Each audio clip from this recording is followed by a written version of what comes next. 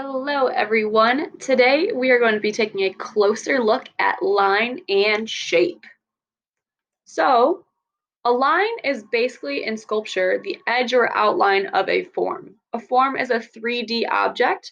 So, this is my water glass for painting, and this is a form because it's 3D, but the lines are what makes up the form. So, if you see these are the lines going around, that is the line.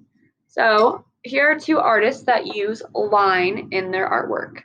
I picked Elizabeth Berrien because she made some cute little dogs out of wire, and those are all little lines that made this huge form. And then Jet Pine is another artist, and he makes more abstract line sculptures that you can kind of interact with. So this guy, he didn't choose to go through the walkway, but if I were him, I would have definitely went through that little walkway. So in the Picasso sculpture in Chicago, maybe some of you guys have seen it. Here's what it looks like normally, but if you really look at it, it's made up of all different lines. So I outlined those lines in red for you. Those are the lines of a sculpture. The next thing is shape. So there's positive shapes and negative shapes in sculpture. The positive shapes is the actual sculpture itself. So all of this blue is a positive shape.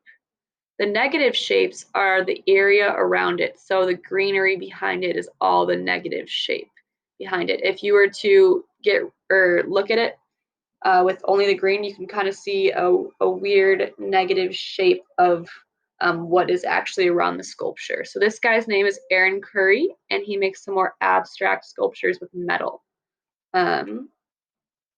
So here's a better example of positive and negative shape in spaces. So the positive shapes is the black part of the chair, so the whole chair, and then the negative shape or space is anything around it or inside of those spaces. So those are the negative shapes and space around it.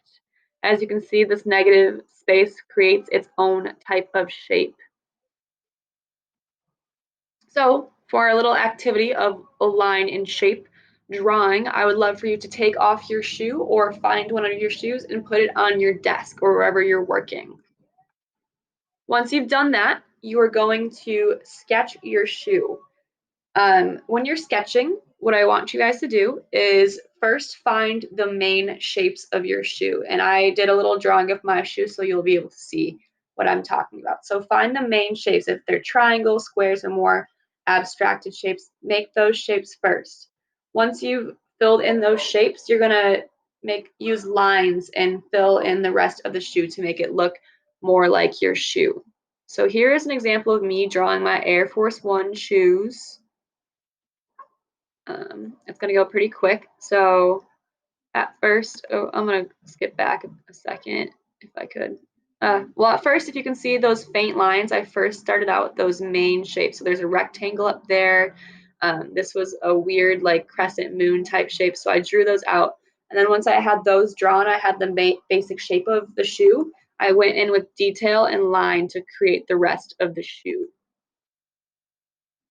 So here's a video of me going in with the little line detail to create the rest of my shoe.